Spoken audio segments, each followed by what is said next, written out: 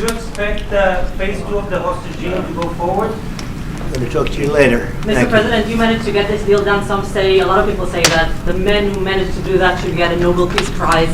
Do you think that you'll be able to get all the hostages back home? And what would happen if you hear from the Israelis? They will never give me a Nobel Peace Prize.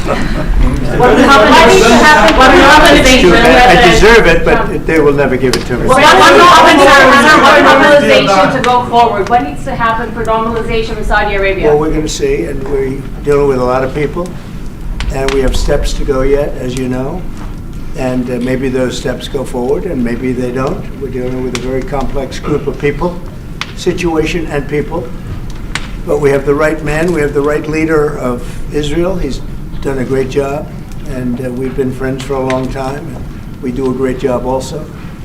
And I think we have a combination that's very unbeatable, actually. Can I ask what would happen, Mr. President? What would happen, Mr. President? What would happen if you hear, Mr. President? Wait.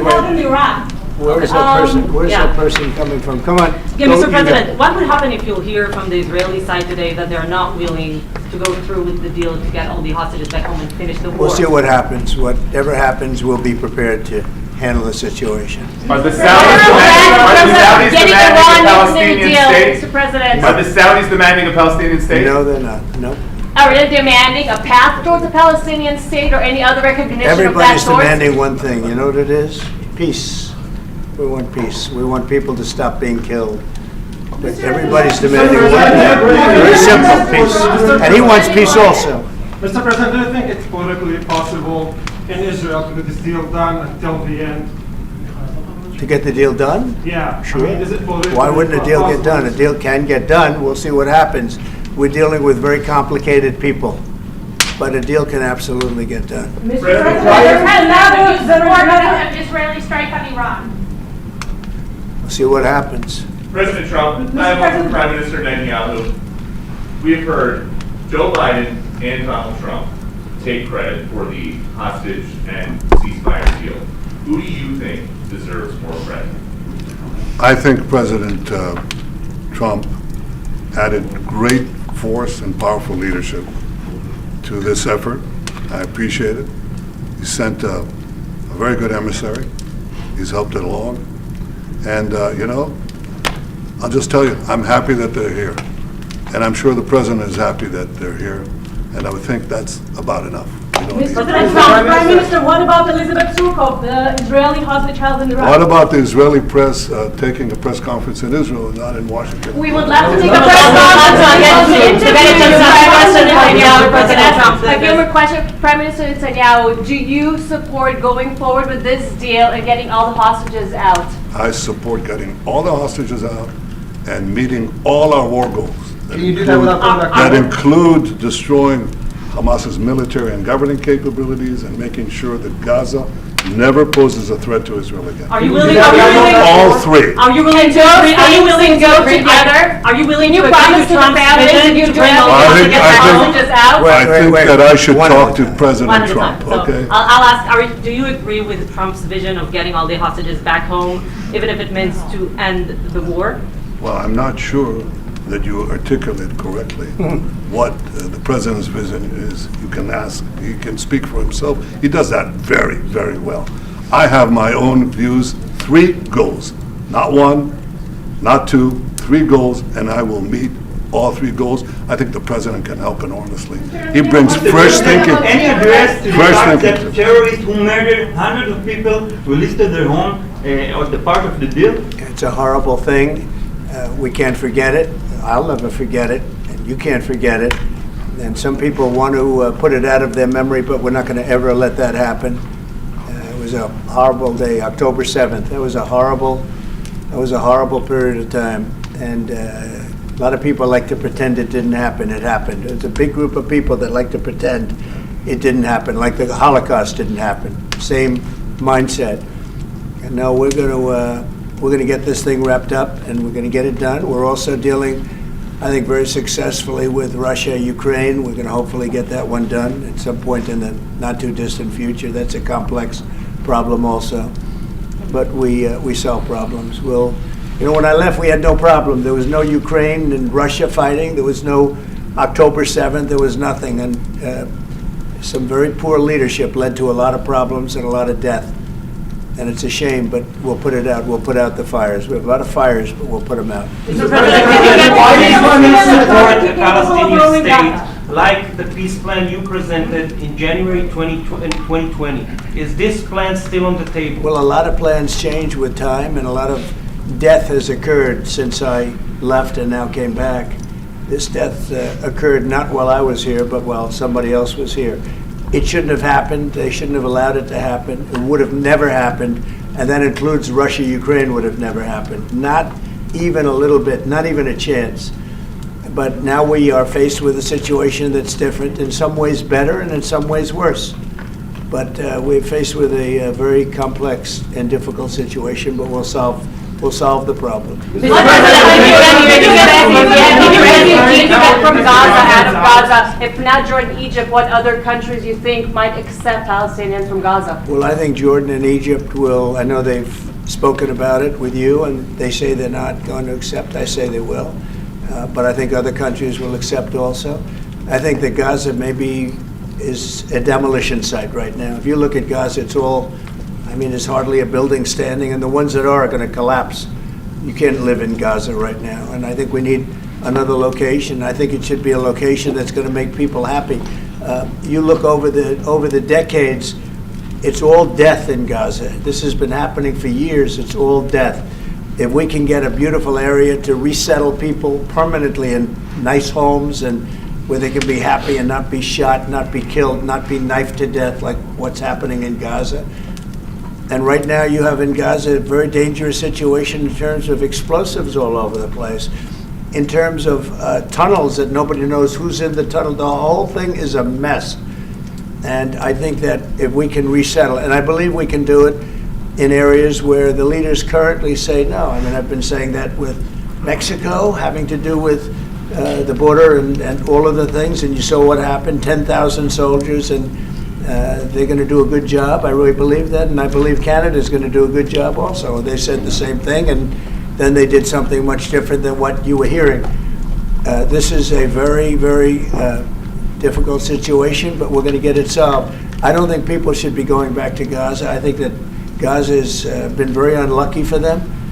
They've lived like hell. They lived like you're living in hell. Gaza is not a place for people to be living. And the only reason they want to go back, and I believe this strongly, is because they have no alternative. What's the alternative? Go where? There's no other alternative. If they had an alternative, they'd much rather not go back to Gaza and live in a beautiful alternative that's safe. Mr. Would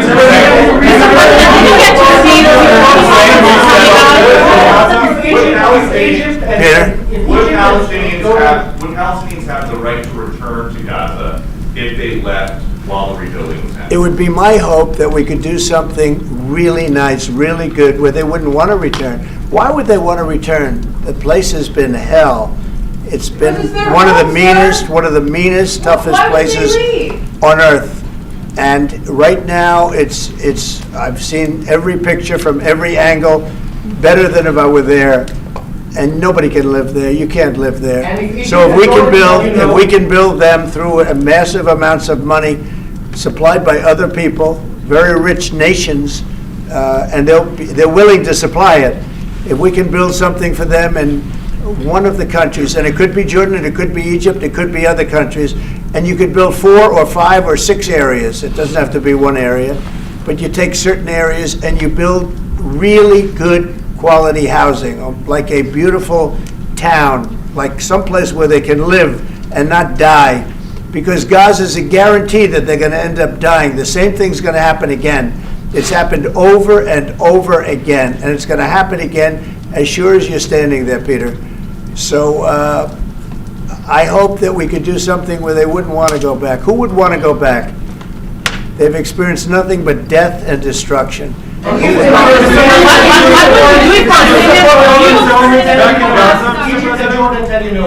will you do then? Well, I don't think they're going to tell me no. Mr. President, I don't think they're going to. I think they're going to tell Biden no, and I think they're going to tell other people no. I So don't you think they'll. think it will happen at the end? I think there's a good chance. Yeah, How I'd like to many see people that. are you thinking about? All of them. I mean, we're talking All of about them. probably 1.7 million people, 1.8 million 1,700,000, maybe 1,800,000. But I think all of them, I think they'll be resettled in areas where they can live a beautiful life and not be worried about dying every day.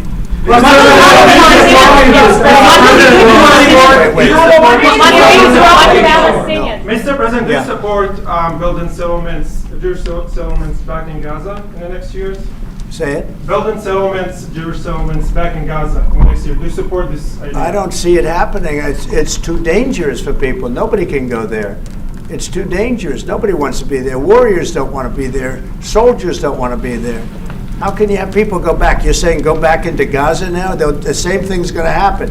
It'll only be death. The best way to do it is you go out and you get beautiful, open areas with the sunlight coming through, and No, you that's not what I build meant. something nice. Building And Israeli they are not settlements going to back want in Gaza. to. They are not going to want to go back to Gaza. Prime Minister Netanyahu, what is your message to the families of the hostages that look at this deal, that are worried that this deal won't go through? What do you say to them at this moment? Same message I said from the beginning of the war.